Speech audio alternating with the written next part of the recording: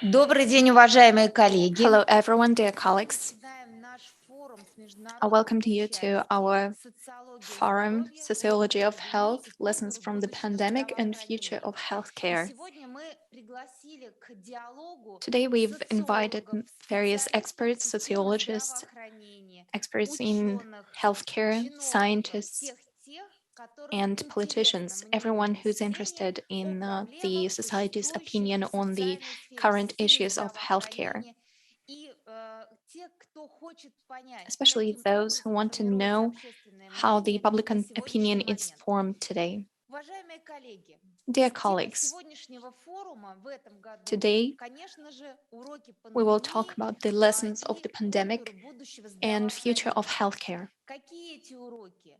What Как are the они lessons были of the pandemic? сформированы? Как они How в did they form? долгосрочной или в среднесрочной What are these перспективе lessons for the повлияют на long развитие term? национальных How will they экономик и affect the развитие системы development of здравоохранения, national да в целом economies and на наше healthcare systems общество? and our society in Что general? такое пандемия? Мы с What is вами the с ней уже pandemic? столкнулись. У каждого We all свой know what личный it is опыт by уже с now. Everyone пандемией, has their но personal мы все experience of готовы dealing with the делиться этим pandemic. опытом для But того, here we чтобы are найти ready самые to лучшие share our решения, самые experiences, эффективные to find решения the most и сделать так, effective чтобы solutions, система здравоохранения and развивалась make sure и that человек был в the центре healthcare system этой is системы. developing and it Наиболее is human важные centric. уроки The нами most с вами important вынесены. lessons of the И healthcare это we've уже already такой learned. факт, который признают It is a все fact that эксперты. everyone, В первую including очередь all мы the с вами experts, поняли, admit by что в now. одиночку ни We understand человек, that ни одна no one can организация, deal with this ни alone, один not город или one одна person, страна not не могут just one справиться с city, and not пандемией. one healthcare Важна system. They интеграция, cannot важна deal with this alone. коммуникация и We need integration, взаимодействие в решении communication, таких and кризисных cooperation in моментов, dealing with в котором мы crises с like вами this. оказались последние 2 года. Пандемия ускорила The системные pandemic изменения, которые должны были made произойти. the Они были changes очевидны, in но healthcare по system ряду faster. причин мы достаточно медленно двигались в этом процессе. But we've Но been сейчас мы понимаем, что те линии разлома, которые были implementing these сформированы в changes for a long 2020 time by году, now. они стали акторами развития в 2021 году. And all the Например, factors we've had in индустриализация 2012 здравоохранения. and in Мы очень 2020 многое affected сделали за the последние development of несколько лет, healthcare но in 2021. внедрение цифровых Take технологий с таким digitalization of масштабным healthcare, for example. пластом We've done a lot осуществилось to в последние make it годы, come фактически true, and 2020, only 2021 годы. Сейчас мы lately in делали большие шаги от 2020 and цифровых технологий. Мы 2021, понимаем, что we've и made общество, и actual системы progress. здравоохранения, специалисты We understand готовы к how этому. important it is И and how мы healthcare активно experts are двигаемся ready в to move on внедрении искусственного and интеллекта, to цифровых implement this, технологий, to согласованных implement цифровых решений the в use системе of artificial здравоохранения. intelligence Но and что важно в этот момент? various Важно digital доверие. solutions in В healthcare. прошлом году What мы is the most именно на important эту is тему trust. делали форум, и одними Last из year, we've первых had a говорили forum о том, dedicated to насколько this issue, важно the в issue of кризисный trust, момент and we've talked about how иметь important доверие. trust is Доверие коллег, during a доверие crisis like this, друзей, how доверие к important it системе is to be trusted здравоохранения. by colleagues, by Сейчас your уже на таком friends and серьезном глобальном уровне family, обсуждается and вопрос о том, all the как улучшить participants in доверие. healthcare. Ну а мы с And now вами we двигаемся discuss дальше. И how we сегодня can мы deal поговорим о with trust заботе, issues. о Today, лояльности, we are о moving forward надежности and we are системы talking about здравоохранения, loyalty о in healthcare трансформации system, образа about the специалиста, transformation который of the произошел за image of последние 2 года в healthcare системе experts, healthcare здравоохранения, и о workers том, that как took общество place или within the отдельно past взятый 2 years. относится к этим изменениям. How Ведь people feel очевидно, about these что на changes, because сегодня система obviously здравоохранения выстраивается today на a healthcare двух system is основных built ценностях. around Это one человек very и его important здоровье. priority, Мы which понимаем, is что нам важнее, which is just people проще, and their health. удобнее и эффективнее It's far лечить easier for us здорового to treat человека, healthy создавать people условия, чтобы человек and не create the заболел, proper а environment не for лечить его them not to отдельные get ill. болезни. Именно на It's much это easier сейчас than treating направлены just все diseases внимание and their системы complications. And this здравоохранения is what и the healthcare ученых, и system is focusing клиницистов. now today, Для того, чтобы what the scientists are осуществить такую focused on. интересную дискуссию, обсудить важные To discuss понятия, this, которые to discuss the появляются very и с новым interesting таким terms that аспектом, с are новым образом being заходит в developed наш here обиход, мы today, пригласили очень we've уважаемых invited several экспертов, experts которые знают, о чем that know думает for a наше fact общество, о чем what думает человек. И самое the главное, population они thinks могут about, what анализировать people этот think about. процесс и These могут experts can сделать analyze what they think about рекомендации для and form some чиновников, для recommendations for клиницистов, для politicians and специалистов в clinicists системе and здравоохранения, health как workers можно how we can человека к help принятию people правильных, understand рациональных and решений trust в us отношении and take своего здоровья. Как усилить ответственность take proper человека за decisions его in здоровье. terms of Ну и, healthcare конечно, and как increase people's максимально улучшить responsibility систему for their own здравоохранения health, для how того, we чтобы can она improve оказывала the влияние healthcare на system здоровье to человека. affect people's Я health хотела бы better. сейчас представить наших So уважаемых today I would like экспертов to и уже постепенно introduce our двигаться respected к experts интересным докладам and в move рамках on нашего to listen to their сегодняшнего reports. насыщенного мероприятия.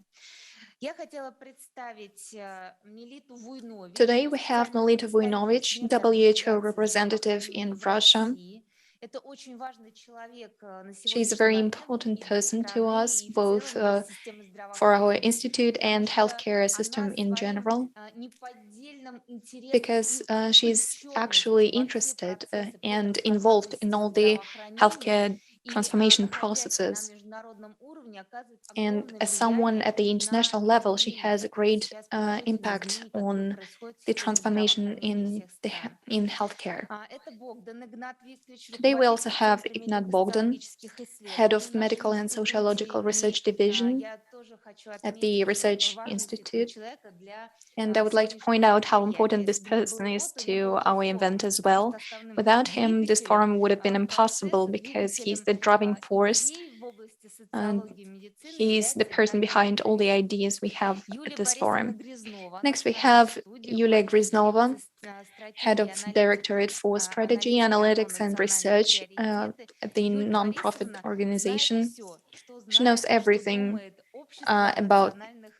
the population, приоритетах, о how the национальных population thinks about проектах. national И priorities and исходя national из миссии этой projects. организации, And успешно it is based on the mission проводит of this различные organization that информационные кампании she организации. А Юлия carries Борисовна out various делает researches. замеры этих изменений в обществе. She Ну и, sees конечно, the Кирилл changes that Сергеевич happen in Родин the также society for присутствует в herself. студии. Next, we have Директор Kirill по отношениям с Rodin, органами государственной власти Director for РКСО. Relationship Причем это with Government самая Bodies at the Russian Public старейшая Opinion Research организация, которая Center. проводит It is one социологические of the исследования в oldest России. Но organizations in Кирилл Russia Сергеевич так и that не смог provides стать, он молод, that carries out прекрасен, полон сил. sociological researches. Да, и поэтому Кирилл Сергеевич тоже сегодня And расскажет, у них очень много he's исследований going to за talk about последний the период, researches that как the повлияла center пандемия had на различные recently and how the pandemic сферы affected various общества, areas гражданского of общества в the civic России. society С in нами Russia. в онлайн-режиме Online, we also сегодня have our присутствует foreign Александр expert Анатольевич Аслон, and президент Alexander Фонда Oslon as общественного well, head of the мнения. Public Это Opinion также Foundation. очень с большой историей And организация, this Public которая Opinion Foundation is also занимается an изучением organization with a общественного huge мнения, history которая that studies системно public подходит не opinion только к изучению общественного мнения в and период studies not пандемии, но и only в the целом public opinion по during многим the большим pandemic, but проектам. Когда also я готовилась к regarding different мероприятию, other я projects as нашла well. очень When I was интересный preparing for проект this forum, ФОМа getting ready, по I found a брендированию very вузов interesting и research on branding созданию universities in Russia, имиджа for вузов. Для example, меня это было and creating открытием, an потому image что, of a university in честно, Russia. не And следила I was за very surprised because информацией ФОМа, I haven't поэтому seen в this основном research это just yet. вопросы, связанные с социологическими And I was исследованиями. surprised Для этой that организации являются this ключевыми. foundation does research Также like с this нами too. на связи в режиме онлайн Юрий Online, we Александрович also have Кристинский, Yuri вице-президент, Kristinsky, Vice руководитель индустрии President and Senior здравоохранения Managing Сбербанка, Director председатель for Совета Healthcare по Industry развитию at общественного Sberbank, здравоохранения. Chairman of the Executive Board at the Теперь недавно Institute for представлять Public Юрия Healthcare Department. Александровича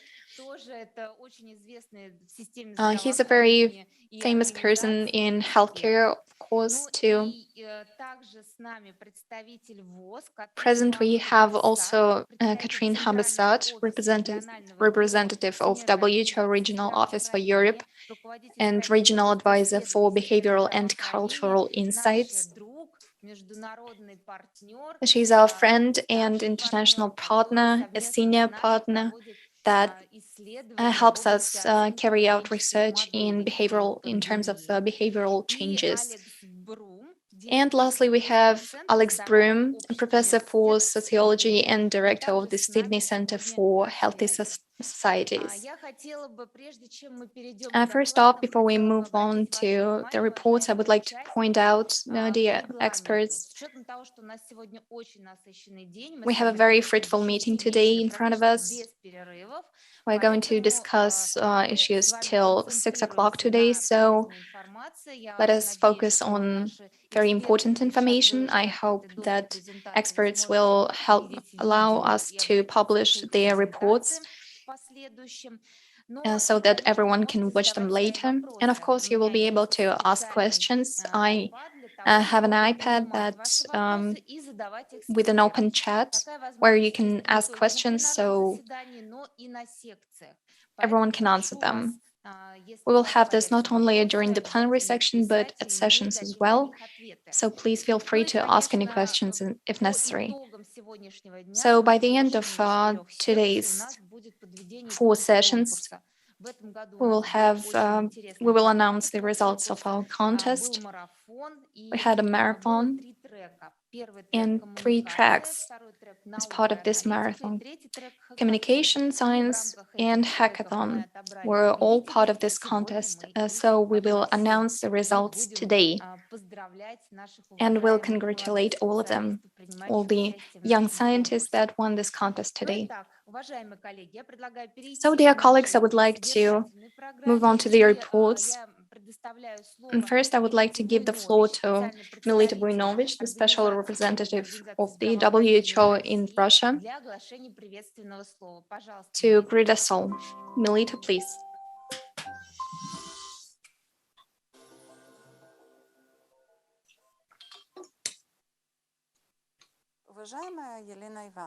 Dear Elena Ivanovna, dear participants, I'm happy to be here at the Sociology of Health Forum.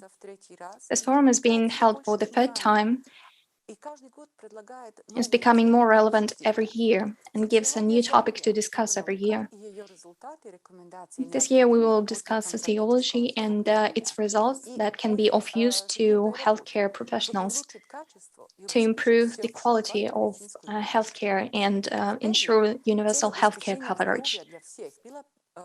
First of all, the goal of Health for All was announced at the International Conference on Primary Healthcare in Alma-Ata 1978. Meanwhile, we live in a different world, and the principles laid out in this declaration of Alma-Ata remain very relevant. Ensuring universal healthcare coverage is a priority for the European WHO office within the next 5 years. Within the past 40 years, our life has changed a lot. The world has changed a lot, and people's expectations of health services changed too. The information environment became more competitive, and people resent scientific data and expand on rumors. Sociologic data is a great feedback tool that supports bilateral communication between the healthcare industry and people. The European Office of the WHO supports European countries in strengthening the potential of their healthcare systems and address modern social cultural changes. In 2013, we've developed the guidelines for immunization, and this guideline helped identify hurdles that prevent people from vaccinating themselves.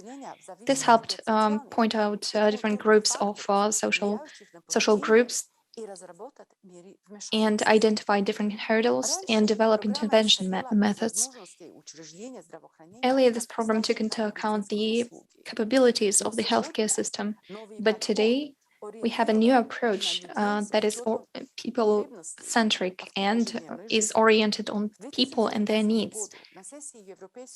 In 2019, at the session of the European Office of the WHO, we've adopted a resolution on health literacy. We've pointed out that collecting data and on health literacy helps develop intervention measures and implement them. The Research Institute, in collaboration with the WHO office in Russia, we've been working together in 2020 and 2021. We've conducted several waves of sociological research on behavioral changes of people during the pandemic. We've pointed out different behaviors and adherence to measures in different sociological groups. It's very important to understand that this is not an issue of COVID-19. The results of the vaccination campaign, whether positive or negative, will have a great impact on the practice of vaccination. The pandemic was also supplemented by an infodemic. People had a lot of fake news to follow, and experts of unnamed and words of unnamed experts. The role of social media and the effect of the infodemic on behaviors played a great part in this infodemic, and it's a new challenge for the sociology of health and experts involved in this field. I hope that we will have a fruitful meeting, and I hope you are in good health. Thank you.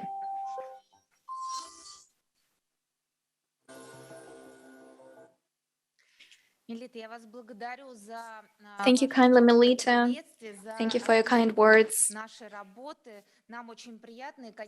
We're very pleased to hear that, and thank you. We understand that we have a lot to do to earn your trust, and we will continue doing great research in Russia and in Moscow. So I would like to give the floor to my colleague, Ignat Bogdan, who will speak about the results of his research, of the Research Institute's work that used modern methodologies to realize what the lessons of the pandemic are, and what did the pandemic teach us, what did the pandemic teach the health industry lately. So please. Thank you kindly, Elena Ivanovna. My presentation is entitled A New Image, New Methodology, and New Loyalty in Healthcare System. So first off, I would like to comment the topic, the lessons of the pandemic, based on the results of the polls that we've conducted. So I would like to point out the key issues of interest for our research institute. First off, we studied loyalty. And this year, we've wrote a monograph and published three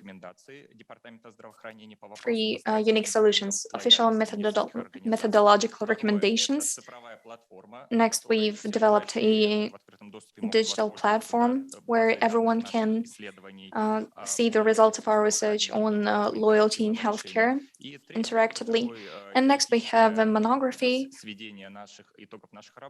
that features the results of our work, where we discuss the research in Russia, in Moscow in particular, and compared it to different countries' researchers. We had a lot of findings, of course, but I would like to talk about the most interesting ones. The first lesson was that the pandemic is no excuse for bad loyalty scores among your staff. It's kind of weird, but despite the increased physical and psychological burden, as we conducted our research, we found out that loyalty in hospitals was often higher than pre-pandemic. At one of the hospitals, we conducted a dynamic research. For several weeks, we had this research, and after the pandemic, we saw a huge increase in loyalty scores. So how did this loyalty increase happen? First off, people paid great attention to mental health. which is very important, which is a very important driver for loyalty of the staff. First off, the support of the superiors played a great role.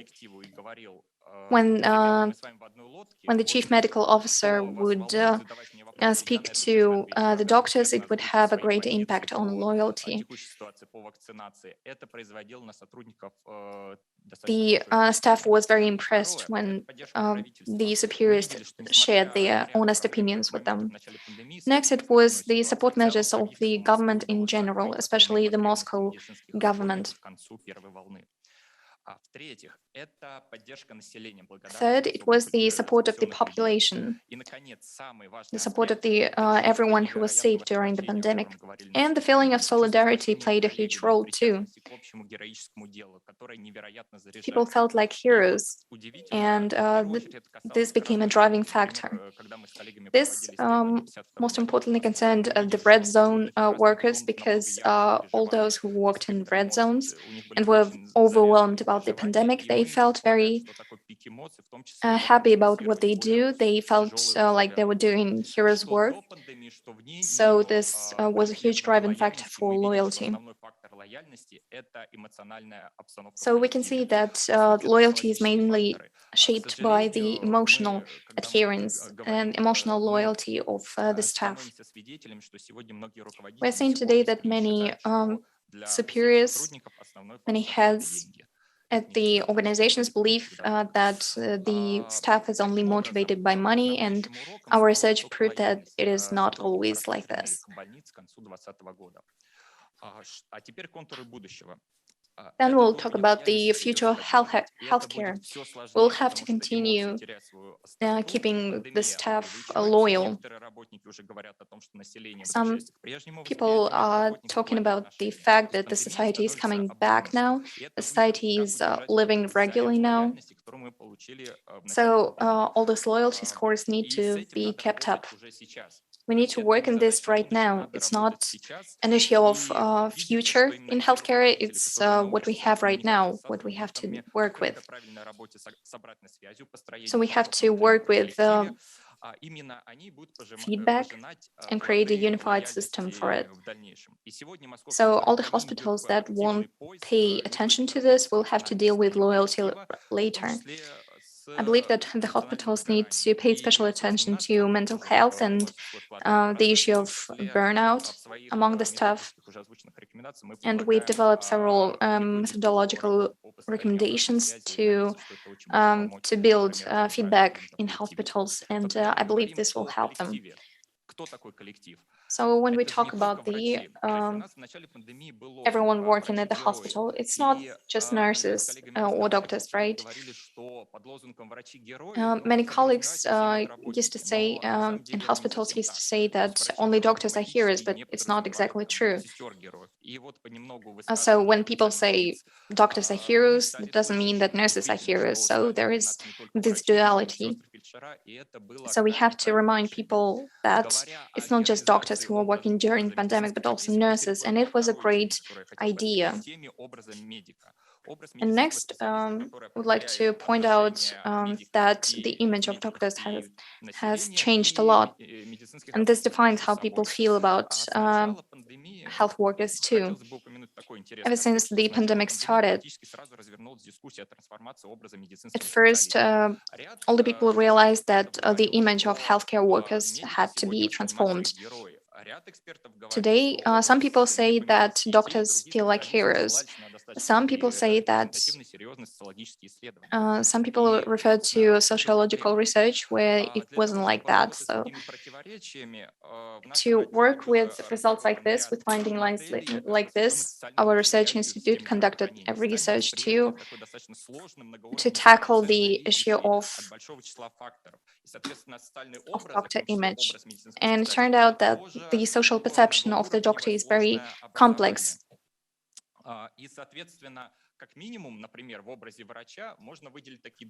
We have two dimensions to the image of a doctor. We have at least two dimensions, I mean. The first one is an abstract image of a doctor. We called it a doctor. We use the English word for this.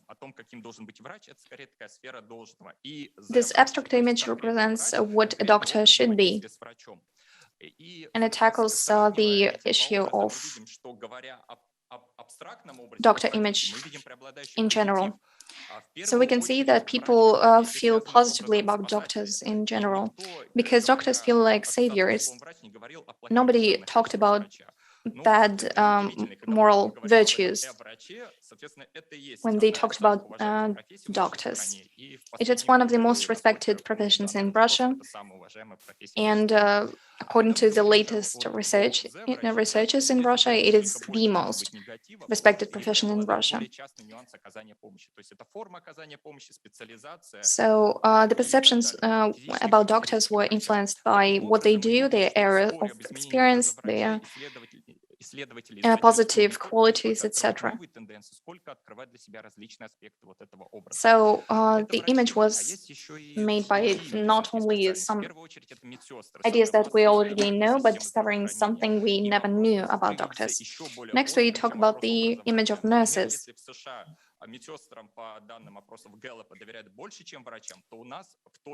In foreign countries, nurses are more trusted than doctors, but here in Russia, there is no trust in nurses, apparently. And less attention is being paid to the image of nurses. And we started to study this in 2017. And we found out that the image of nurse is not that popular in Russia at all. So what are the recommendations that we developed? What are the lessons for the healthcare? We have to develop new approaches to the image of doctors and nurses. What we have to do, we need to know what we have to do to promote these images. In information campaigns, we have a very strange representation of nurses. They are often represented as just kind women who work at the hospital, or someone who helps the doctor, even though nurses have their own area of competence and they have their own idea what they need to do at their job.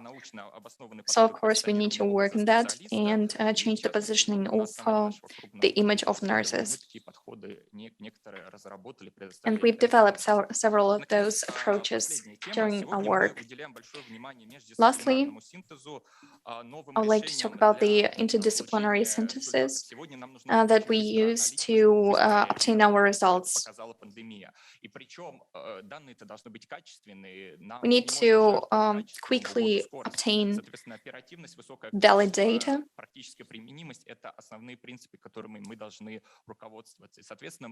and this data must be implemented practically. I will talk about this in detail during the session. Melita talked about our collaborative project that we started in 2020 on behavioral insights during the pandemic. And it was based on the synthesis of humanitarian sciences. We tackled, for example, the changes in healthcare and healthy lifestyle. And it's very important that today Moscow, the different healthcare ministries in other countries create special teams for tackling these issues. So we need to develop very certain approaches and methodology for this.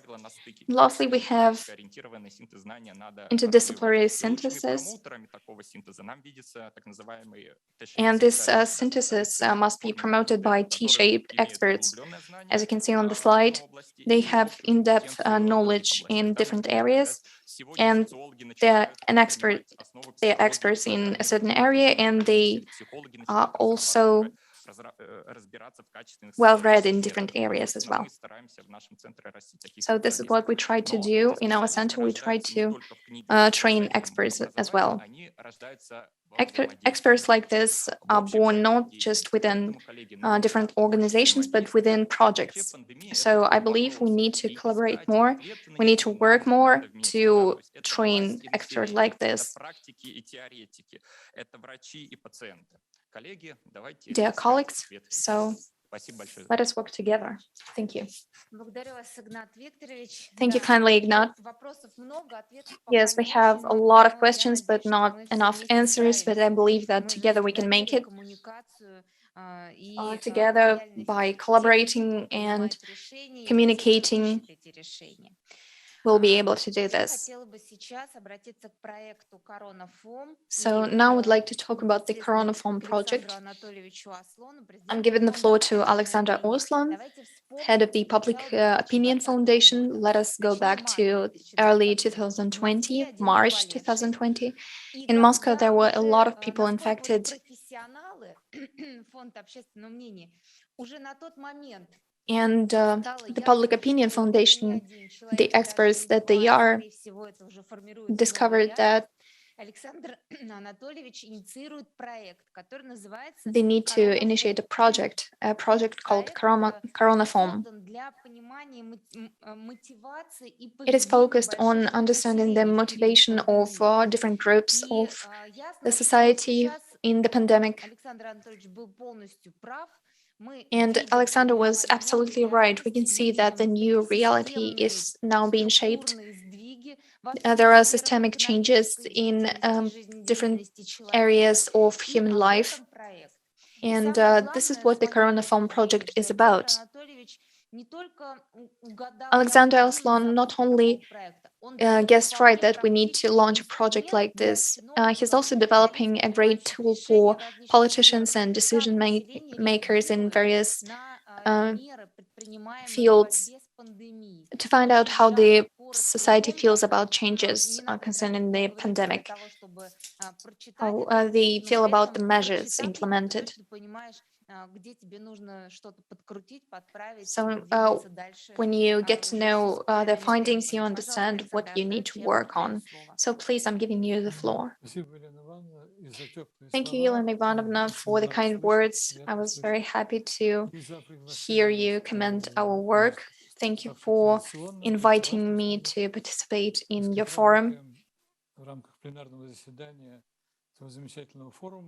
This is a great forum, and let me tell you about the Coronaform Project.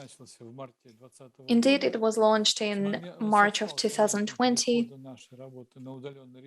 This is when we started working remotely, and we realized that this is unprecedented and we need to pay attention to what is going on.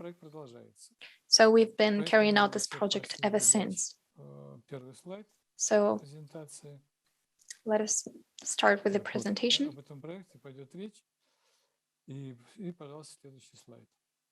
Next slide, please. Это не является открытием этого проекта, это является общим местом, но тем не менее важно в силу его, так сказать, нетривиальности, не банальности этого since it is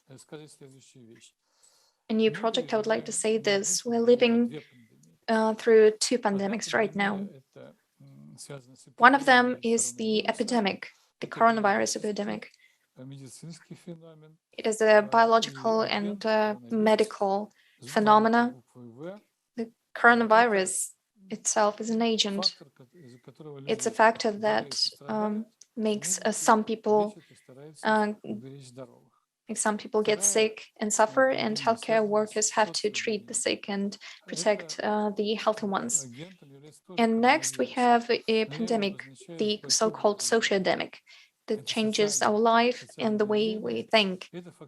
Here the agent is not just a coronavirus, but the coronavirus, defense mechanisms of the people, how people feel towards the government decisions. So first we talk about people who are sick and those who are treating them. This is a medical issue, and that affects many people.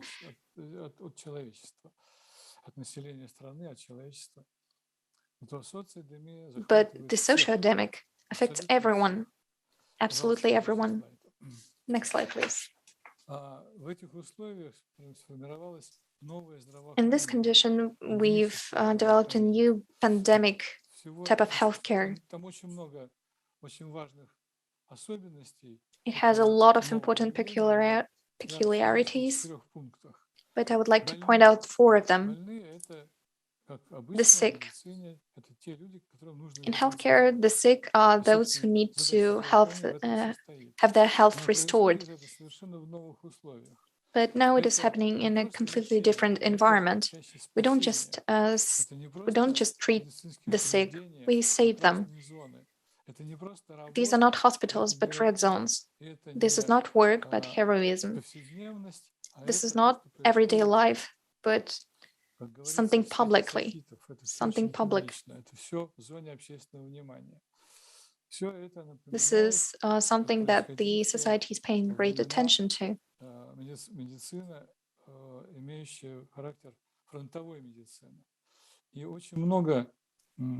And often we use war phrases to discuss this pandemic, to describe it. This describes the changes in healthcare very well.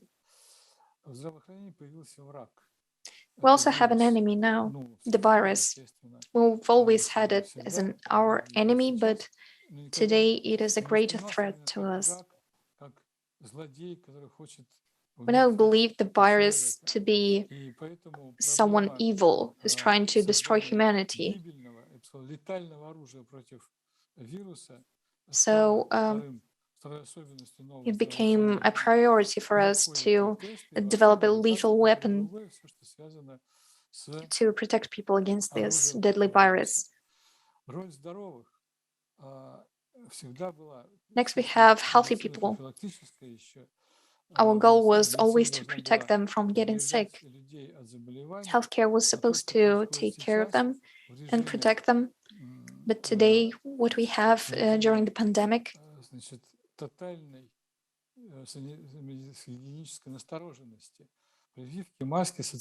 we have vaccination, masks, and social distancing. All of this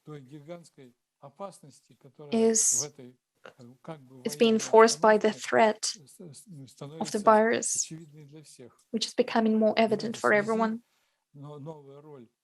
In this regard, healthcare has a new role. It has to impact the government, to make impact and make sure that good decisions are being made. We need to act to protect people, to protect their health.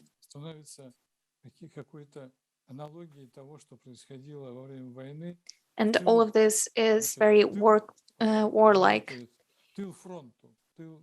We're talking not about the front lines, but those who worked in the background. So healthy, calm people are still involved in this huge process, in this fight against the coronavirus.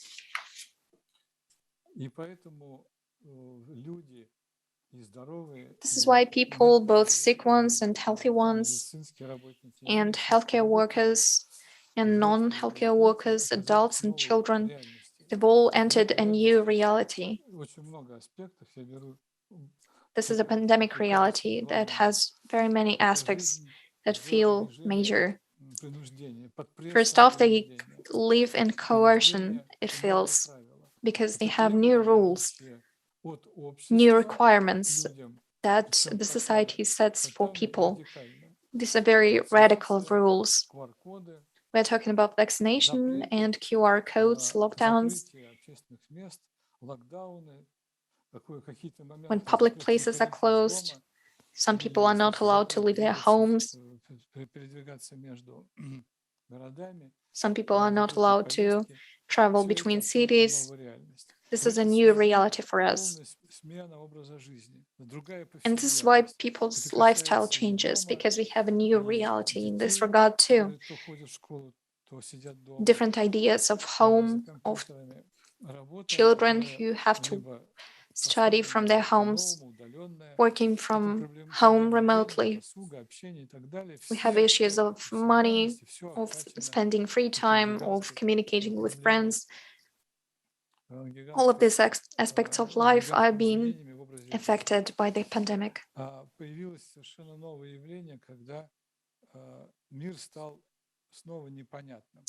The world has become different.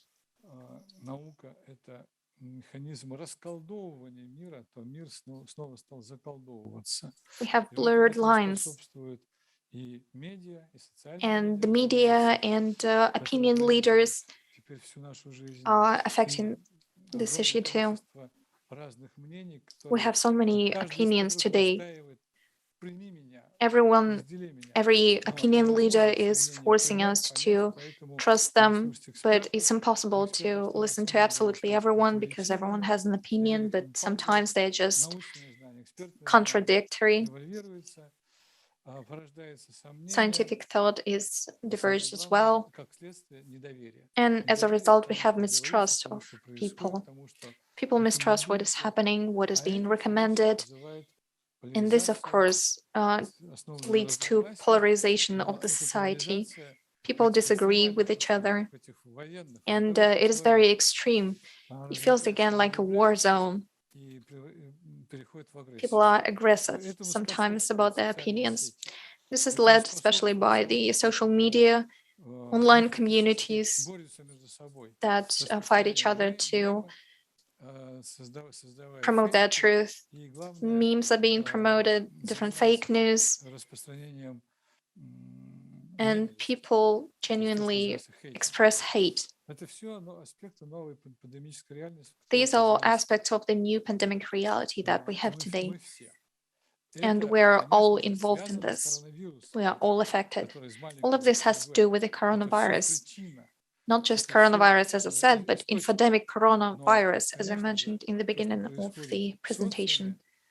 Everything happening in the society today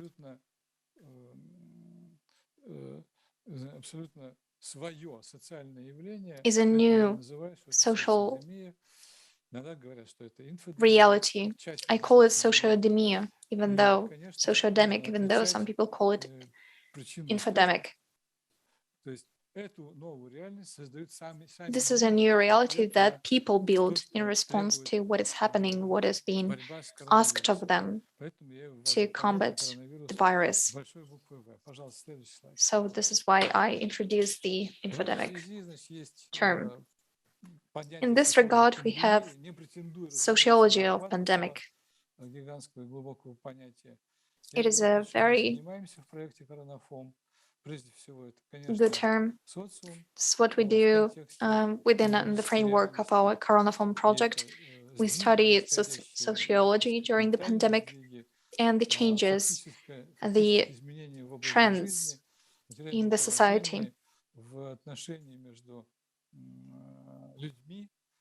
the changes in relationship between people, how they talk to each other at home, at work.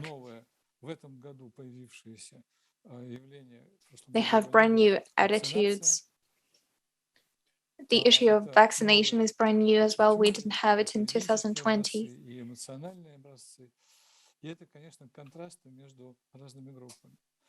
There are, of course, contrasts between different social groups too. Health workers are in the focus of this. Healthcare workers have a different role during the pandemic. They have different relationships with the patients now.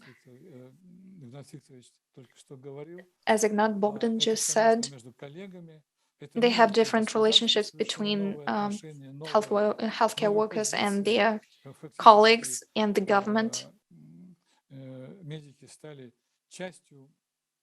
Health workers became part of the government in this regard because they affect the fight against the pandemic. There are more так сказать, health внутри workers in the media right now too. межсемейные They express their отношения opinions, представляют собой тоже совершенно новую тему и which is a представляет собой new очень важный issue элемент того, that что only происходит rose during the в pandemic. медицинском мире.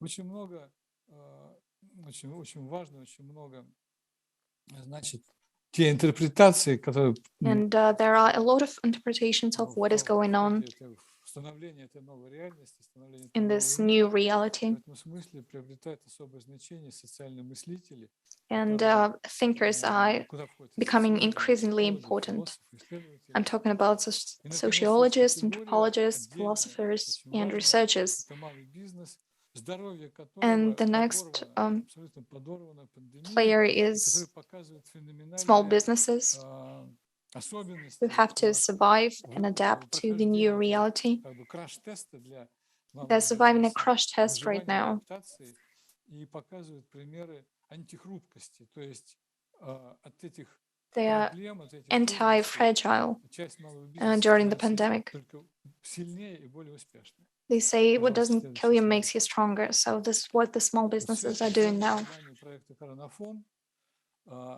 So this is what the Coronaform Project is Сказать, studying. результатом этой работы является сайт As a result, we have our website, covid19.farm.ru.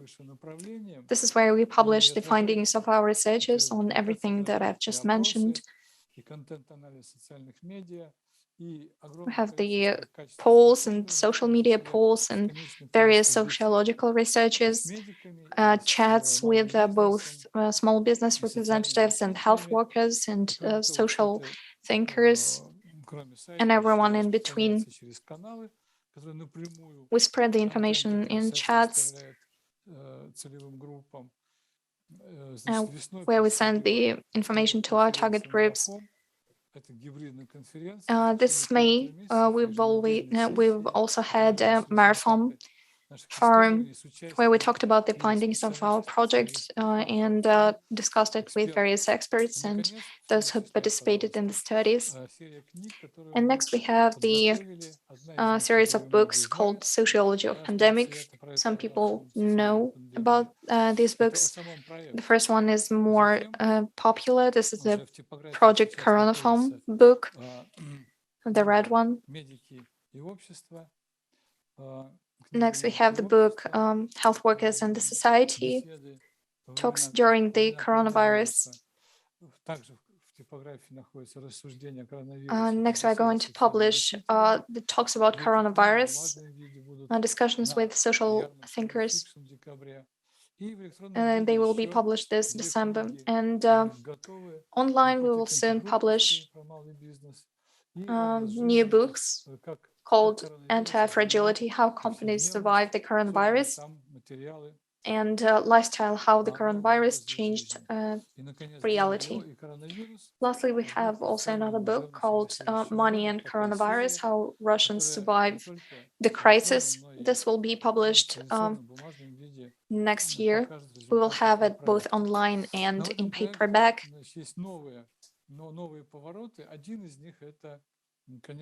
So we have new issues within the framework of this project, of course. We talk about, for example, the issue of pro-vaxxers and anti-vaxxers. As you understand, it is not a medical issue, it's a social issue, and it should be studied in this way. So thank you for your attention. I hope that our results can be of use for you to understand, comprehend what is going on today during the pandemic reality, everything that is going on within the framework of something so medical as a pandemic. Thank you. Thank you, Alexandra, for this report. I believe that we are not just into a new reality, we are developing a new glossary too right now. A year or a year after that, we will be able to publish a whole dictionary of terms that only appear during the pandemic. The next speaker represents the Analytics and Research Nonprofit Organization. It states that everyone is a priority, every single person.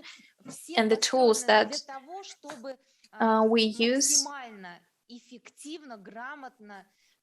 we have to use to make sure that we can share the information on priority projects with the people.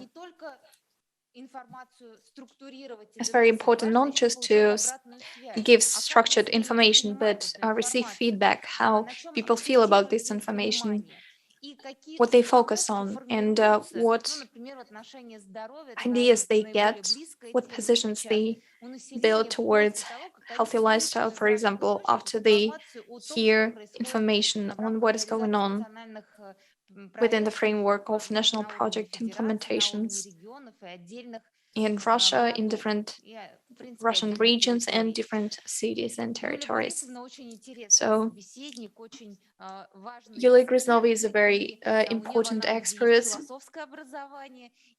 She has a degree in philosophy, and she always works somewhere in between of communication and developing new approaches and strategies. So she has all the kinds of skills to work where she works. So I'm giving her the floor.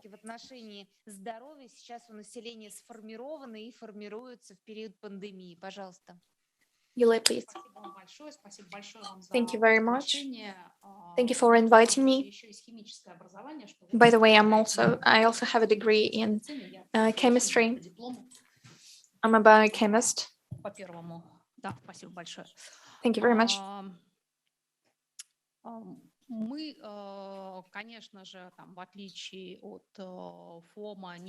Of course, unlike our previous speaker, Public Opinion Foundation representatives, we don't carry out large-scale social researches.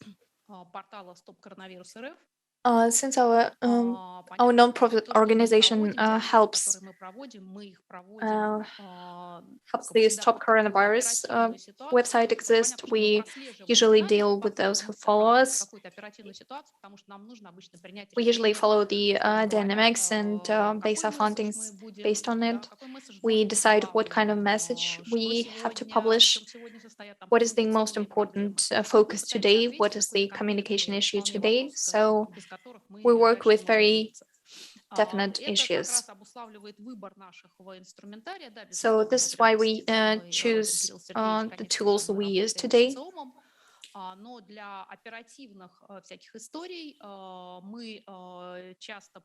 To conduct polls, we usually use the Mail.ru group tool. We work a lot with them because it's easier, faster. And we also do something that sociologists usually don't do. We conduct polls in social networks, on our pages in social networks. We have about 3.5 million people subscribe to us. And I'm happy to point out the fact that people are unsubscribing from us, which means that less people are interested in this issue, which means that the pandemic is fading recently.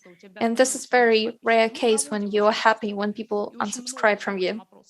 So we carry out a lot of polls in social networks before taking any decision. We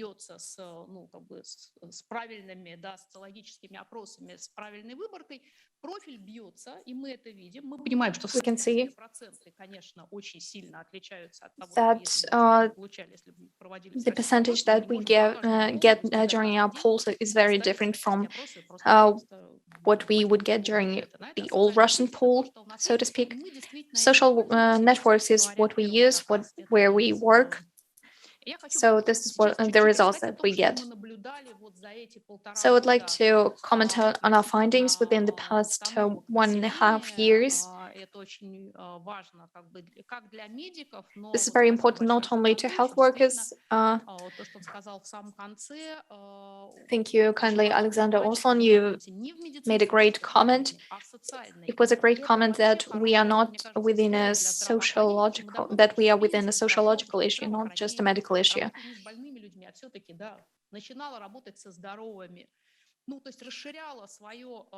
So during the pandemic, a lot of health workers worked not only with sick people, but with healthy people affected by coronavirus too. So it's important to mention that we don't just work with sick people. Unfortunately, we work with everyone. We have to affect everyone. So first off, we had polls that were conducted in different times. This one was conducted in autumn of 2021. People's lives changed a lot. They feel it. This is how they estimate their lives. They believe that their life changed a lot. So this is very stressful. At least half of the respondents became very vigilant about their health.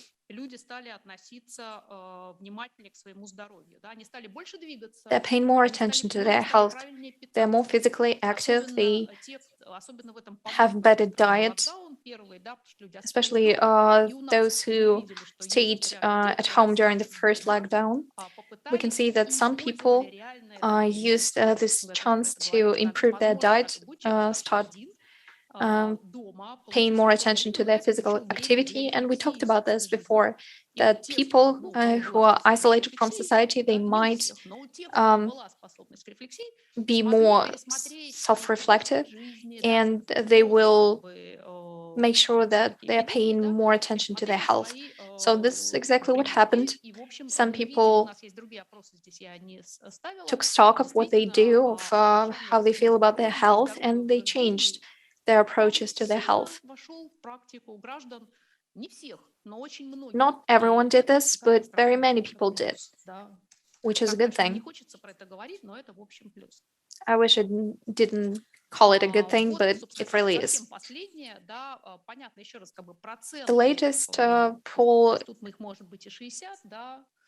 I think more than 50%, about 60%, but over 50% are still afraid of getting sick. We understand that vaccination itself does not protect 100% from the virus. It is important to predict how we will survive the illness, because even health workers don't understand it still.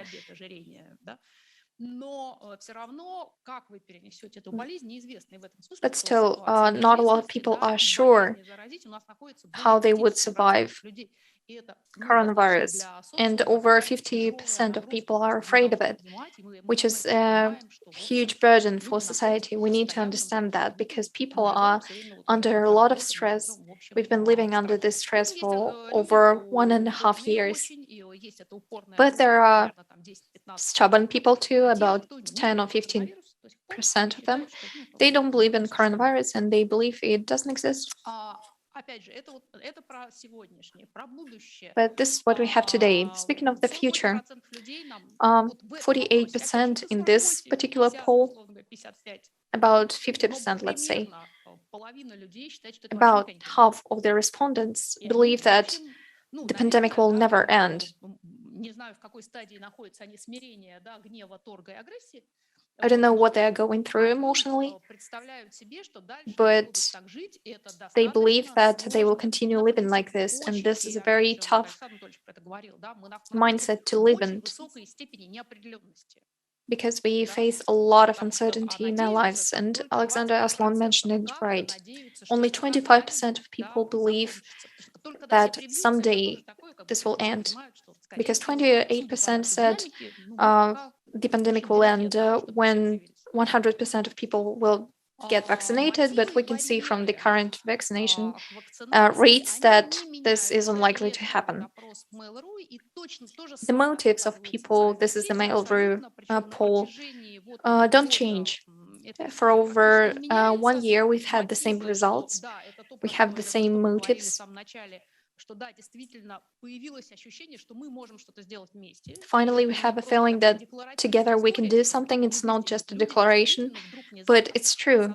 We can work together. We are not just individuals doing something during this pandemic, but finally we can do something together and contribute to solving this issue, to contributing to ending this pandemic. So the first motive is for vaccination is to stop the COVID-19 pandemic. Next is I'm afraid of infecting close ones. And the last one is I'm afraid to get sick myself. We had different researches, especially with the Public Opinion Foundation. Russian Public Opinion Research Center. And we estimated the role of family during this pandemic, and people were ready to sacrifice their personal time and work for their close ones who are sick with with the coronavirus. So we still have this motive. What about the hurdles to vaccination? Some people are afraid of side effects, and some people want to wait for the results of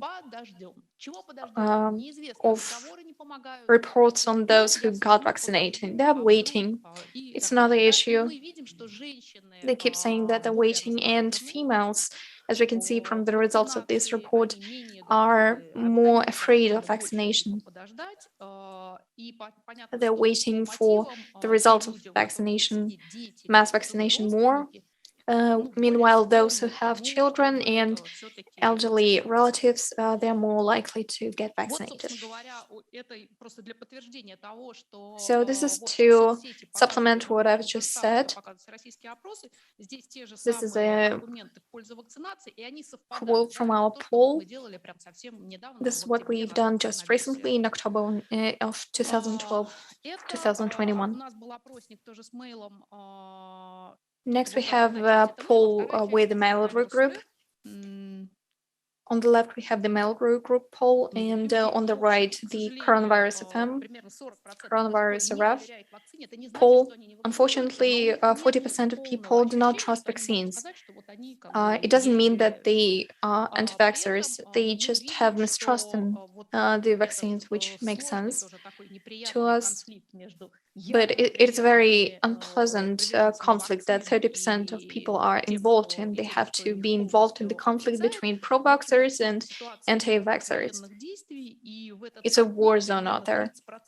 And 30% of people have to be involved in it.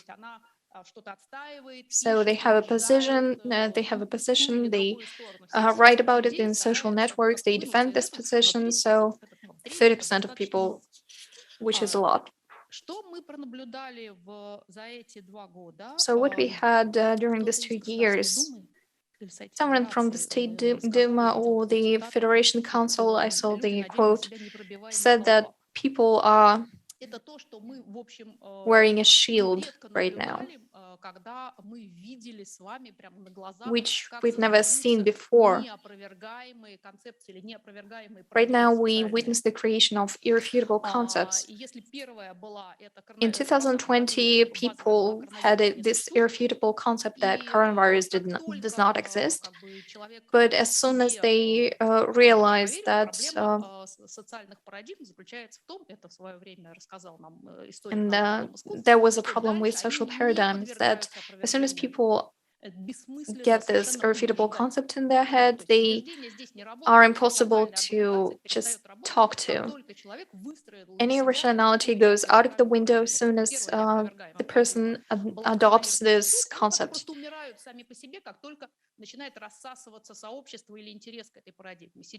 And as soon as this paradigm is dying out, when the social groups are refusing this irrefutable concept, is no longer following it, the concept dies out.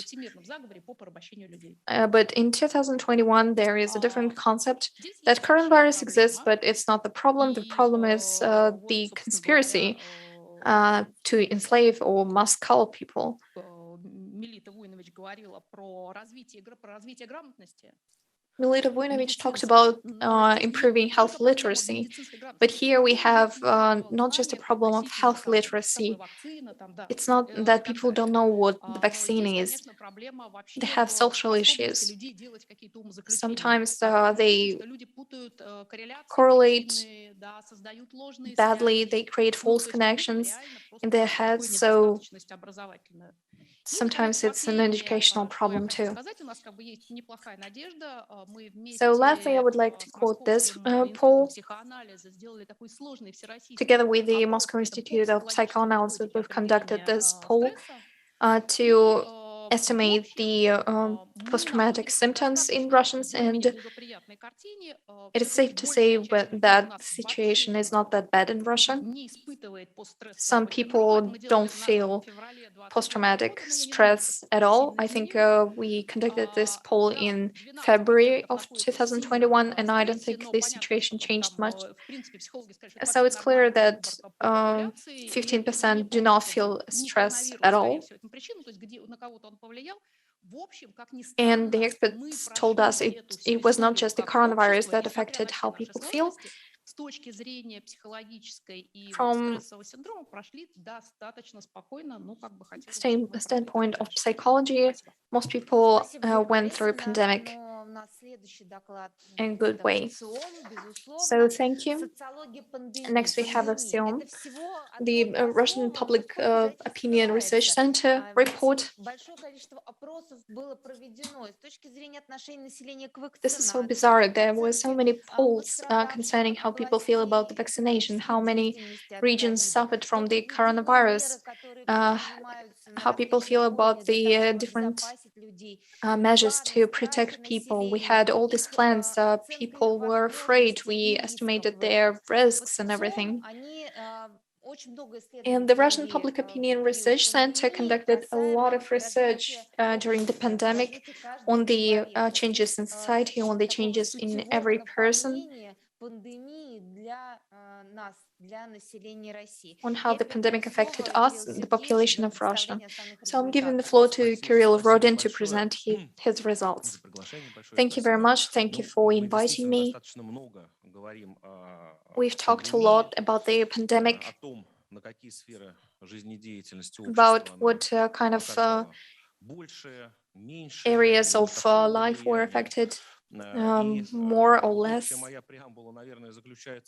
And I think I'm going to mention today that I'm very careful about estimating the effect that the pandemic had on people.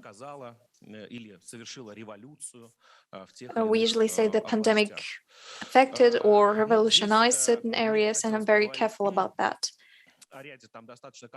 So I would like to speak about certain results, findings, one of which is the issue of caring for one's health.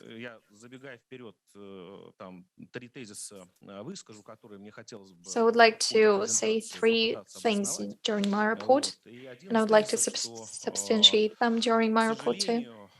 Unfortunately,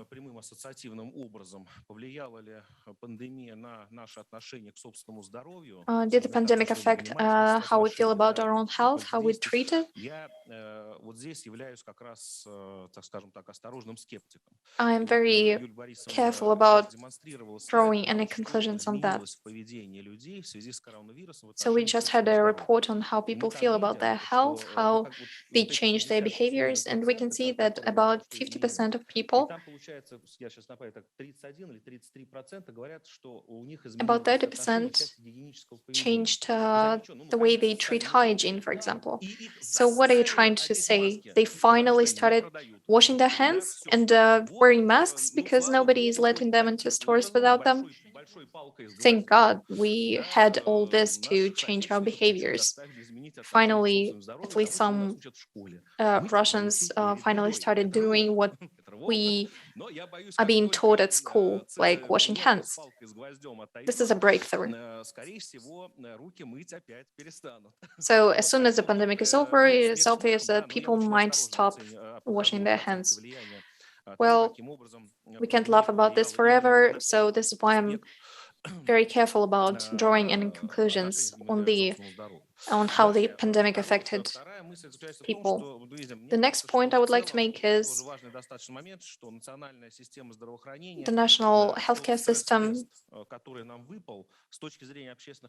from the standpoint of public opinion, is withstanding the stress test that the pandemic has become very well.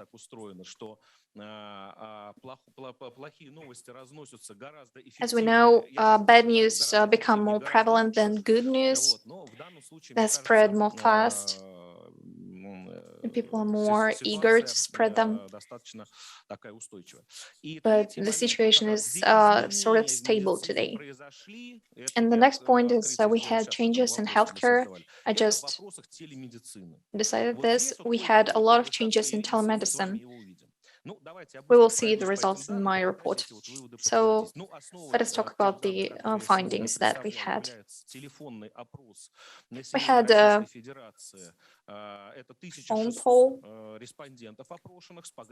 and the sample size was 1,600 respondents of over 16 years of age. And the sampling area is 2.5%. So the first question was, how would you estimate the current state of your health? In 2020 and 2021, we haven't seen any changes in the responses. I'm very careful about this because it's an abstract question, so to speak. But nevertheless, Russians are admitting that their state of health is satisfactory, and nobody seems to have major complaints.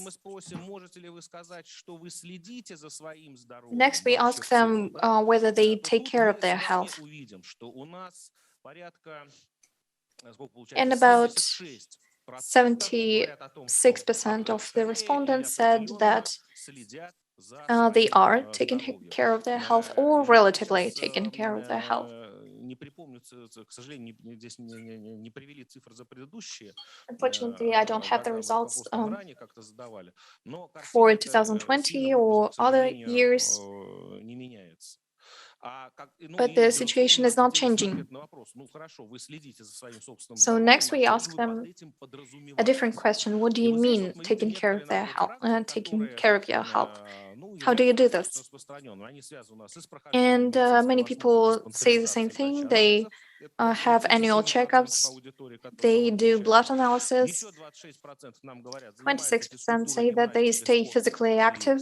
They do sports. 18% said that they're taking care of their nutrition, they're eating good. About 10% say that they take pills and medicines, and 10% have healthy lifestyle.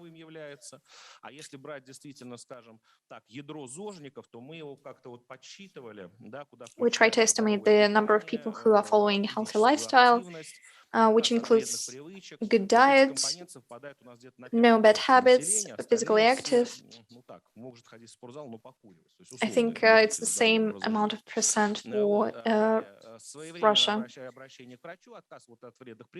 Next, we have people who go to doctors in time, and 10% don't follow, and 10% of the respondents do nothing about taking care of their health. Next, we had the estimation of the Russian healthcare system during the pandemic. So we asked the respondents, how was the Russian healthcare system doing during the time of this huge burden? So 40% or 46%, that's right. 46% said that the Russian healthcare system manages well, and 49% are not sure that the Russian healthcare system was doing fair enough, while 33% said it did not manage well.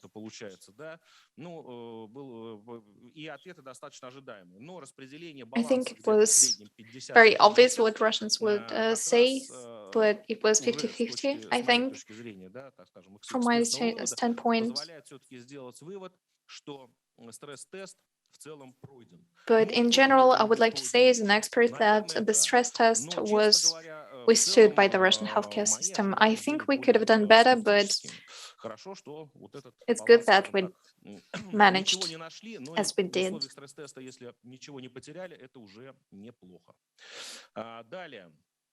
So next, how people change their perception of medical workers.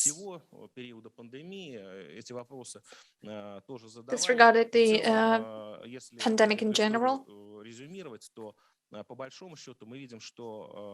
And we can see that despite the fact that many people criticize health workers, there were serious challenges, and sometimes doctors were said to be heroes, especially during the peak increase in infections. They made miracles professionally. But today, everything is balanced and people feel positively about health workers. 51% said that their perception did not change, but this means that people were positive about health workers before, and this is why they did not change their opinion.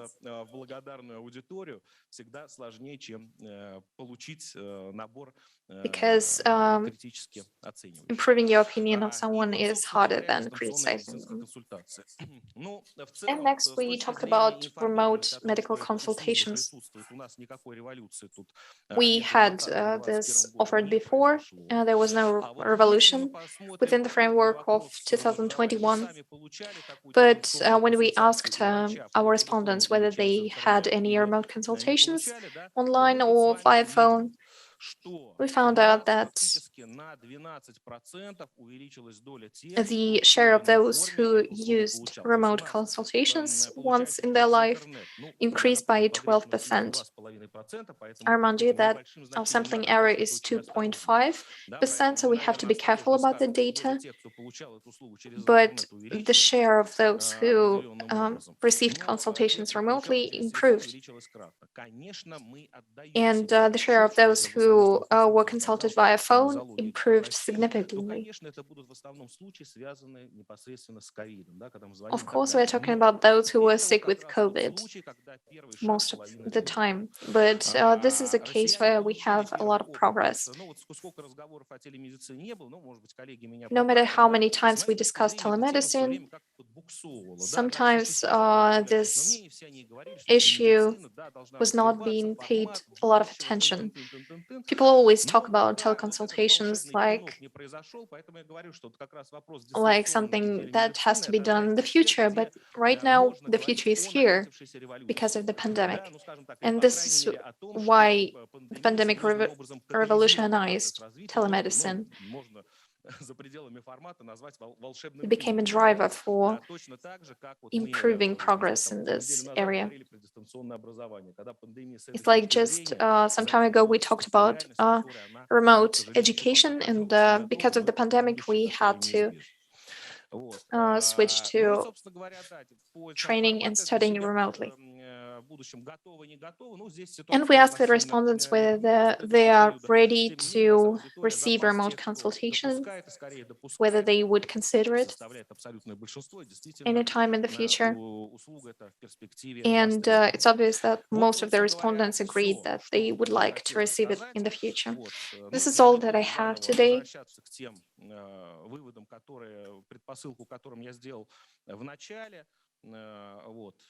I mentioned the three main points that I have in my report, and I have nothing to add, basically.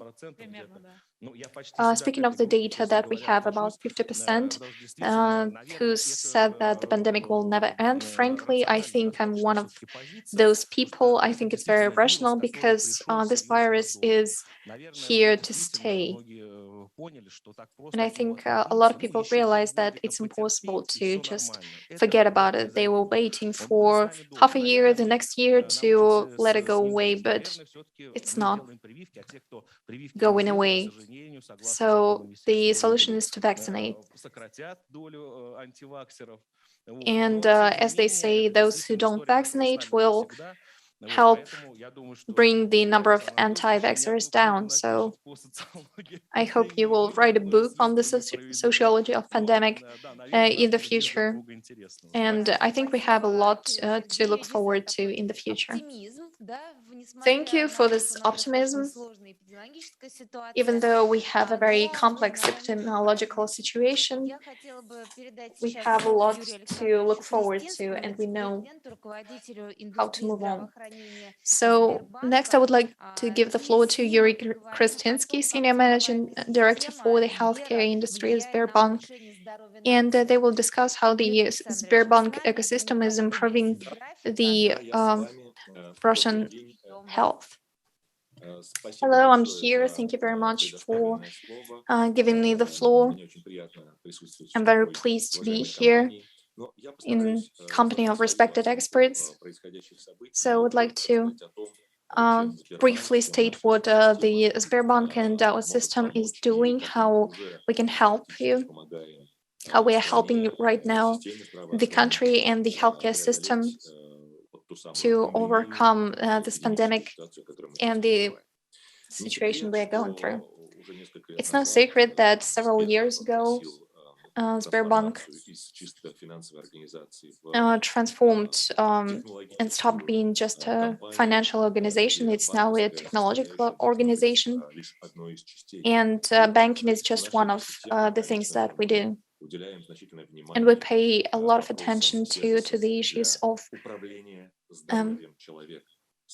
healthcare management services, self-management especially.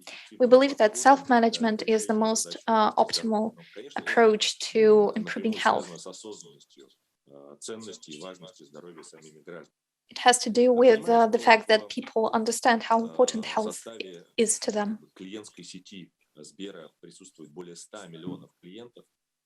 There are almost 100 million people in the Sberbank service system, so we wanted to create the service for everyone. This ecosystem that will help everyone, our client, to be able to do something about their health. For example, to get an appointment to the doctor, or get a receipt, or order a medication, or go to the gym, or get a teleconsultation online, for example. And gradually we are starting to introduce all these measures, and I think we are doing this successfully, but it is obvious that the pandemic affected our work very much. It became a driving factor for this transformation. It changed the way people think. And we harmoniously switched to the online functioning. Today I'm very far away from your studio, and just 2 years it was unusual when someone was just broadcasting when participants were broadcasting. But today it is absolutely normal for people to participate remotely. And the same thing is happening in healthcare, I believe. In the beginning of the pandemic, because of the COVID, because it was very dangerous to go to the polyclinic, people switched to teleconsultations. And the number of teleconsultations provided is growing. And not enough organizations are paying attention to this and offer enough services for this. But one of the various services that we have is developing very fast, providing people with a chance to get a telemedicine consultation online. For example, when we offer complex solutions for the government as well.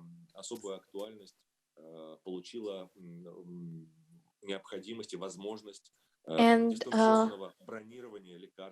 it's very important to provide people with the chance to order medicines to their house or to work. During the pandemic, this service became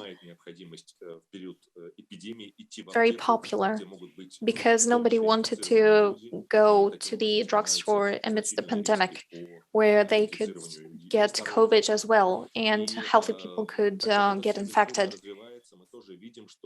This service is becoming very popular, so we can see that it has to be implemented within the framework of our services. People need to, we need to expand on this service. People need to have the chance to order medicines online in the drugstore and ask them to deliver it to their offices and houses. And we offer the e-Apteka service, which does all that. I would like to remind you of the immunotechnology company that we have within our Sberry system.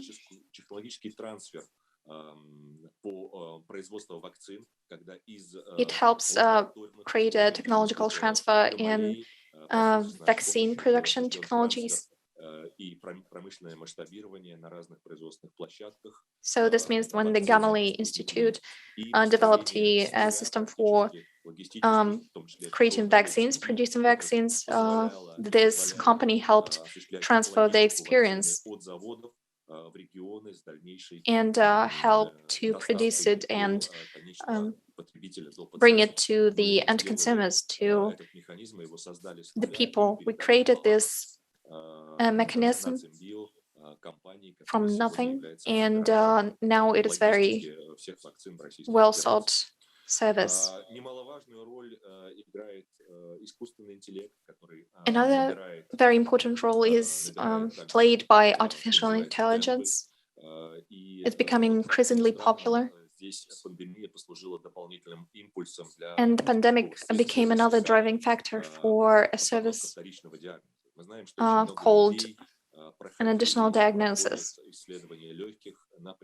As you know, many people have to take CT to make sure that their lungs are doing okay after the coronavirus. And now we use artificial intelligence to analyze the CT scans and screen the patient for additional conditions. So we can help those who complain about one issue, health issue, find additional problems with their health, which are not that obvious. For example, a patient comes in with a CT scan and we can identify up to 17 more conditions. We can also diagnose cancer, for example, complex cancers.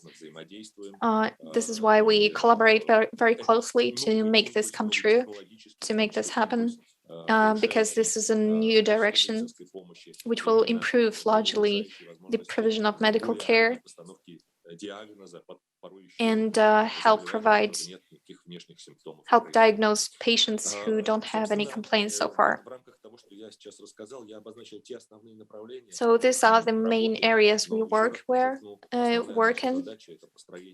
But our main goal is to build a complex service for our patients, for our clients that have different needs, so that they can ask the Sberry service, the Sberry system, to meet all the needs he has. So we can be the communicator, the provider of all the services, especially social services that usually other partners provide. I think we are acing this, and I think that we have a lot to look forward to in the future. Thank you, Yuri. We have a new reality indeed. It's a digital reality. And right now we don't have to leave this very system and leave our houses to get the services that we need the most. Thank you kindly. I would like to give the floor to Katrin Bach-Habersat, representative of the WHO Regional Office for Europe, Regional Advisor for Behavioral and Cultural Insights. Katrin, are you here? I am here. Thank you very much. And I will just share my screen. I think this is the right presentation. Can you all see my presentation now? Да, мы видим и слышим, спасибо. Yes, we did. Thank you. All right, perfect. Thank you very much. And thank you for inviting me to speak today. I've been looking forward. Before I start, I just want to make sure that I acknowledge, just going to see how I shift the slides here.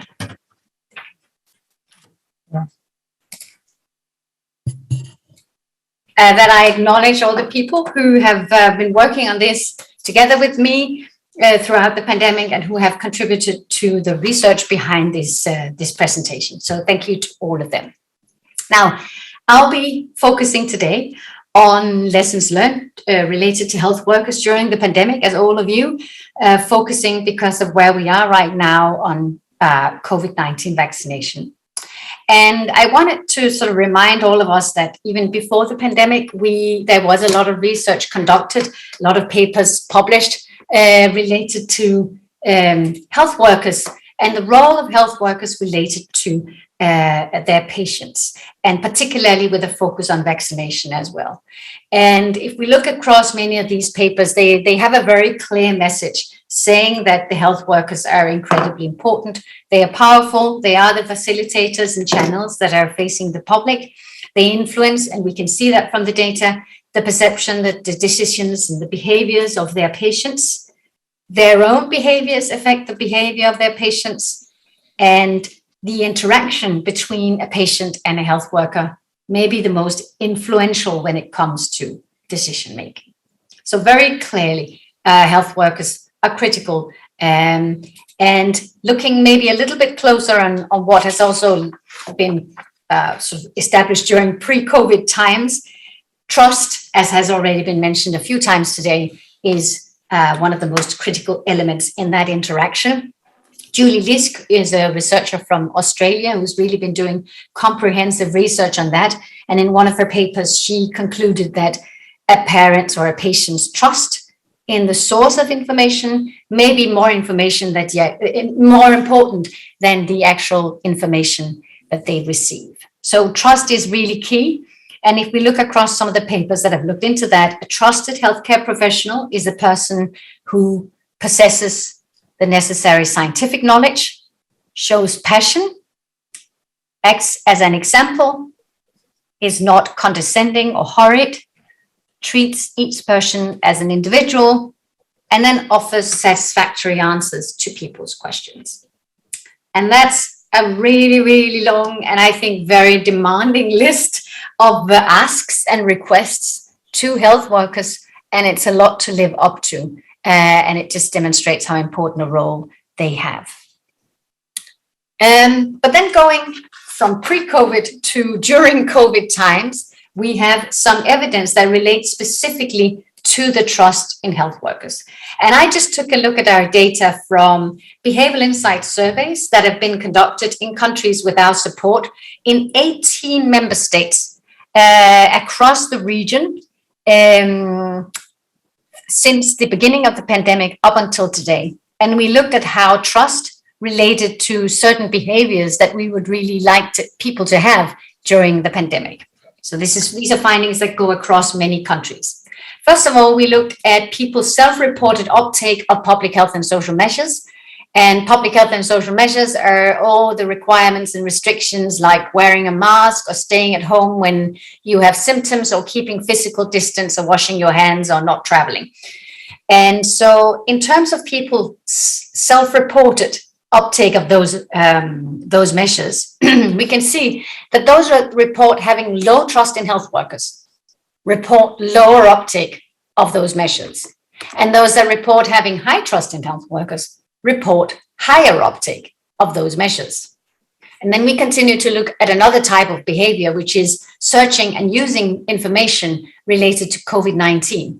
And we see the same pattern here, that people who report low trust in health workers also report using less information And people who report having high trust also report using more information. Now, these things are not necessarily, we don't know necessarily whether it's because they search for less information that they have lower trust, or it's the other way around. But we can see that there is a very strong association between the behavior and the trust. And last, we looked at a very important behavior. We looked at vaccine intention. And again, we can see that the people who report having low trust in health workers also report having lower vaccine intentions than those who report having high trust in health workers. So there's definitely an interesting pattern there. What we've also done is in our vaccine program, and our colleagues in the vaccine program have then asked the health workers. And now I'm back to that long list of requirements to health workers and how much we're actually asking from health workers these days. Our vaccine program supported seven countries in Central and Eastern Europe, 6 middle-income countries and 1 high-income country, in doing qualitative research with health workers. And obviously the findings were contextual, they related to the specific countries, but there were also some findings that we saw across all of the countries, or almost all of those countries. And I'm just going to go through these, as I think there are some really interesting insights here. Generally, we can see that many health workers support vaccination. They see it as a solution to the pandemic. They think they are a trusted source of information, and they think vaccination is their professional responsibility. However, we can see that in all of those 7 countries, some health workers are vaccine hesitant. How much we see vaccine hesitancy among the health workers differs between countries, and also within countries between different population groups that the health workers might be a part of. When we look at that hesitancy, we can see it relates to concerns among health workers about vaccine safety, effectiveness, the quality of production. They say they want to be convinced until they recommend it to patients. They think it's really difficult to know which information is trustworthy. And interestingly enough, in these countries, and they're from Central and Eastern Europe mainly, they say that they as health workers get the most of their information from the internet and TV, and not from official sources. But they want information from official sources, but they want it to be apolitical, consistent, and they want recommendations, reassurance, and support from official sources, from national health authorities. Many of them say that they think vaccine hesitancy among patients is a real challenge, and they ask for additional support for that as well. So they want to get more support to understand how they can communicate with patients who are hesitant. They want to have much more technical information. And we saw before that a trusted health worker is one that has sufficient technical information. So they want to understand vaccine technology, approvals, safety, effectiveness, virus variants, and different types of vaccines. They want to understand all that. And then they want to have written information that they can give to patients. Again, from official sources. Very clearly, we can see that the social norms among health workers themselves affect their own behaviors and their own perceptions about vaccination. And unfortunately, we can see in some places that there are some quite prominent opinion leaders among health workers that are vaccine hesitant. And then importantly, they also say that they are facing logistical and organizational challenges that are sometimes preventing them from being successful with this effort. They are saying things that relate to vaccine supply and logistics, massive workload, particularly in rural areas. There are issues with equipment. And then they think that there are really constantly changing recommendations and restrictions, making it very difficult for them. Before I end, I just wanted to draw your attention to a publication we launched some time ago. It's available in Russian and in English alike. And it includes, it's based on quite a solid review of literature related to this area. And it provides some suggestions as to how health workers can be informed, cared for, engaged, supported during this difficult time. And if some of you would like to take a look at those recommendations, you can see that there is a link right here, which I'm happy to share as well. At the very end, I just wanted to share some more overall reflections from me and from my colleagues here that have been working in this field, things that I think are important as takeaways that relate to health workers during this pandemic and lessons learned from our side during this pandemic. First of all, health workers are humans first, and they have the same need for tailored information, support, attention, outreach, engagement as any other important target audience. We shouldn't assume that just because someone is a health worker that they have the information they need and want. We need to continuously cater for that need for information. And we shouldn't assume that just because you're a health worker, you automatically agree with all the recommendations from, well, WHO or a government or any other national health source. We need to make sure that they fully understand and buy into those recommendations.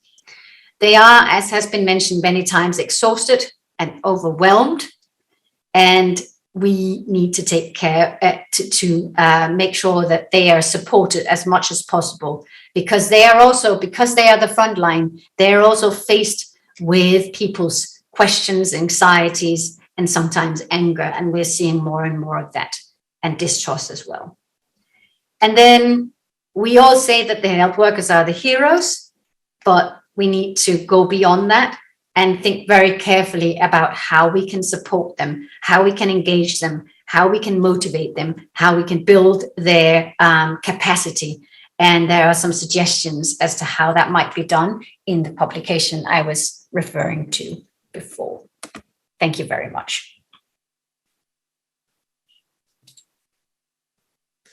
Катрин, спасибо за интереснейший. Katrine, thank you kindly for your very interesting report, for your presentation, and we are very interested in your international perspective from our standpoint in Russia to see the best insights that you have and move on. So thank you. Next, we have Alex Broom, Professor of Sociology and Director of Sydney Centre for Healthy Societies. So he will speak in English. We will have subtitles on the screen, so please. Hello, my name is Alex Broom. I am Professor of Sociology and Director of the Sydney Centre for Healthy Societies at the University of Sydney. I'm delighted to join you all virtually to talk to you about the Australian experience from a sociological perspective of working and caring in the context of the pandemic. Now, the pandemic in the Australian context has gone through various critical stages, the start being virtually an absence of the virus, but a lot of fear and worries about what was going to happen, to now seeing of quite high rates of infections, but also better understanding of pandemic infection prevention and control. And we embarked on a qualitative sociological study of what it was like to be working and practicing in the midst of a very, very quickly evolving pandemic scenario in Australian hospitals. And this is part of this work I want to talk to you about today. And from a sociological perspective, the COVID-19 pandemic, the threat, offered unprecedented risk and uncertainty for the population more broadly, but health professionals in particular. So we're really going to focus on, in this presentation, thinking about that more sociologically in terms of issues of velocity and proximity, and how we might better understand healthcare professionals' experiences, and hopefully develop protective approaches for the future in terms of how health professionals experience and manage pandemic scenarios. This work was a collaboration and involved a range of different researchers, including another member of the Sydney Centre for Healthy Societies, Dr. Leah Williams-Vesey. And her and I conducted qualitative interviews in 2 different states in Australia. The idea underpinning this was, what is the everyday experience of practicing within a pandemic, within a very, very quickly evolving landscape, and what might we learn both for the present and for the future from their experiences. What emerged was a picture of a complex interplay between issues of proximity, velocity, risk, and care, or what we might call a kind of ecology or ecologies of pandemic infection control. So I'm going to just give you a glimpse of the health professionals' experiences, reading out some of the excerpts from the interviews, which illuminate some of these kind of core challenges of the pandemic scene, the pandemic scenario, very much centered around pace, the kind of paradox of distance versus closeness and what risks that offers, the issue of incredibly fast change in institutional practices, and how that feeds through to what care is able to be offered, who is able to offer it, and so forth within health services. So this was a kind of a very interesting excerpt which captured a number of these dynamics around proximity. And this is one of our participants who said, and it was a nurse, there's nothing more demoralising than watching two doctors argue outside the double doors who was going to come in when you've been the one in there for hours. Now, what's really interesting about this is essentially, from a sociological perspective, that the issue of risk and proximity was not linear, but rather situated in who you were within the health system. So whilst the traditional kind of power and authority of medicine was able to enact some degree of distancing and proximity or control proximity for nurses and other allied health professionals, cleaners, and various other workers within the hospital, there were no such opportunities to manage proximity, nor did they necessarily want them because they wanted to care for their patients. But it speaks to this issue of proximity as non-linear amongst health professionals and how various issues of status and authority shape who is and isn't able to manage issues of proximity. And we see some other quotes here from the data. The doctors ordered videos, phones to go into the negative pressure room so they could remain outside the room and converse with the patient via video from there. So that basically left the only person having contact with the patient is the nurse. So what you see there is a kind of a collective but non-linear distancing from care. The nurses were taking the meal trays in and the catering staff were staying outside. The only thing the nurses weren't doing is emptying the rubbish tins. Another person said, so we kind of felt like a bit like emotional cannon fodder. We felt a bit like cannon fodder. It was almost the feeling like, well, you're disposable, you're not as important.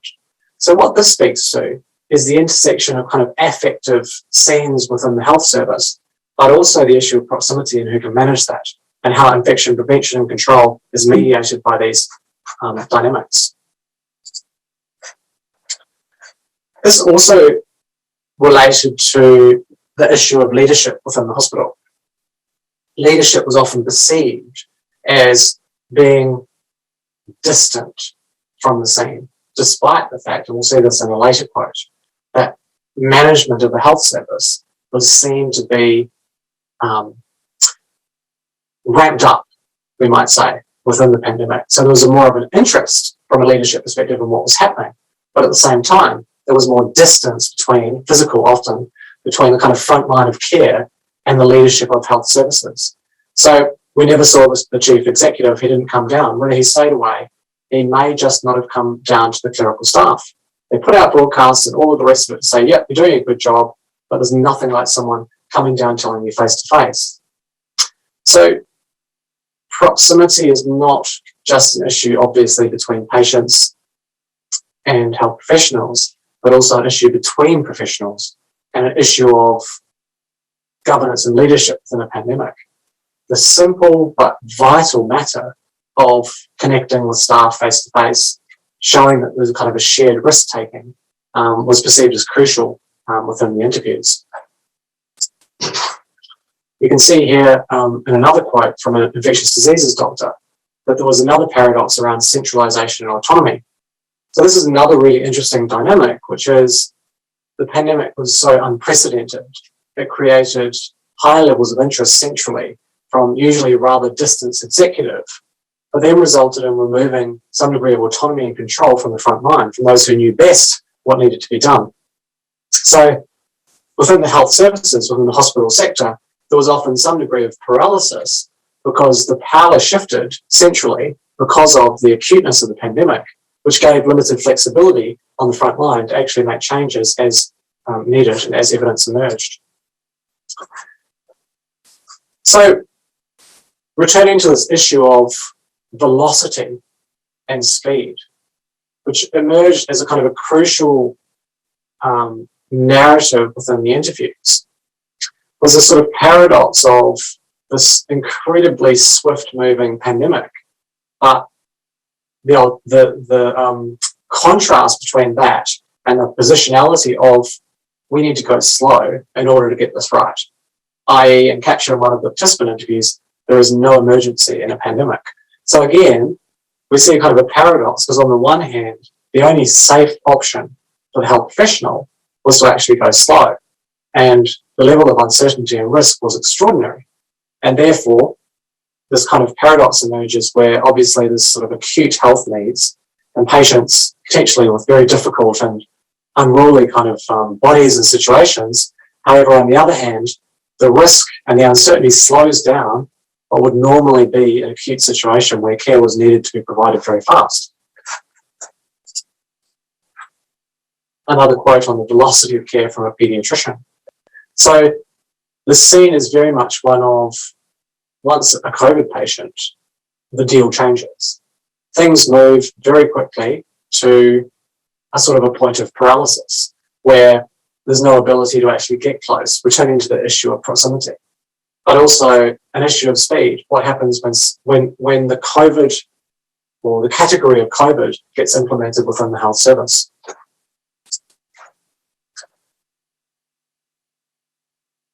Finally, a paramedic said, for years it's drilled into you that time on the chest is what saves lives. But now there is no CPR until the patient has a face covering. You stop CPR when inserting an advanced airway, things that go completely against all of those really ingrained processes. But at the same time, I understand that the organisation is looking out for us.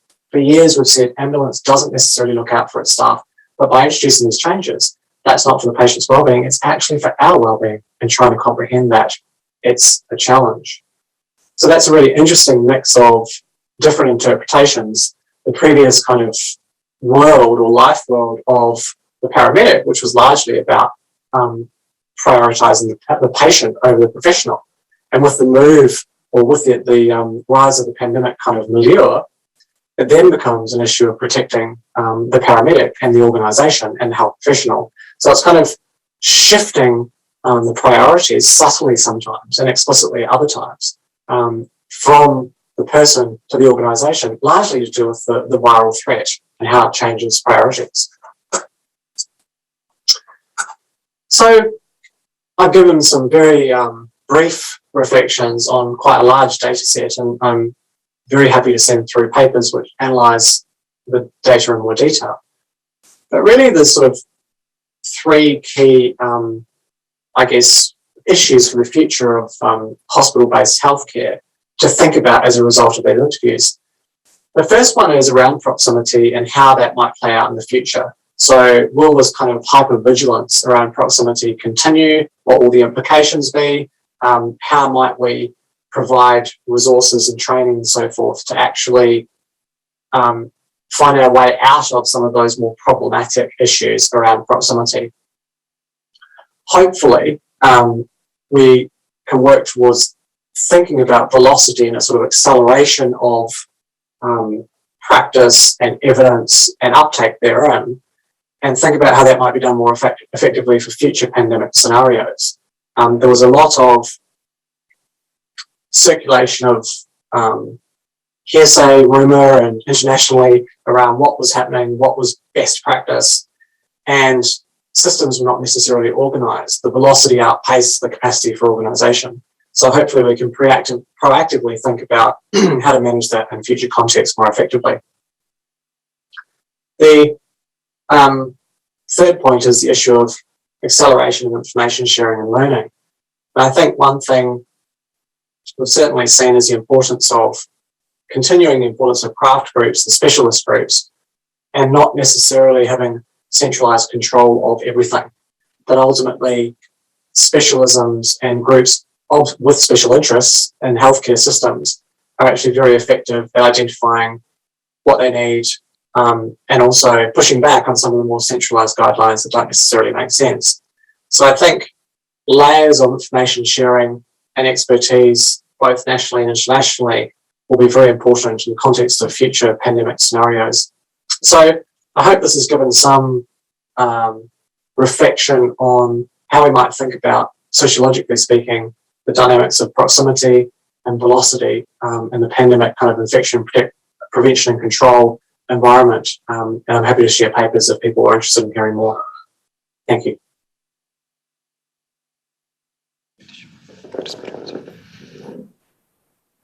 Спасибо, Алекс, Thank you за ваш... kindly, Alex, for this report. It is very important to understand what kind of measures are being used in other countries, how we can manage these measures, how we can take care of the people, and how care during the pandemic the term of care is changing. Dear colleagues, our plenary session is ending. I thank all the experts. Thank you very much. We managed to discuss the lessons from the pandemic very good and describe the future of the healthcare and its priorities, how it's going to be person-oriented in the future, how potential patients will be prioritized in the healthcare system in the future. And next, we have a very good program as well, very interesting program. We're using a brand new format this year. And I would like to give floor to my friend Chistykova Daria to present the participants of the next session and announce the work. Thank you.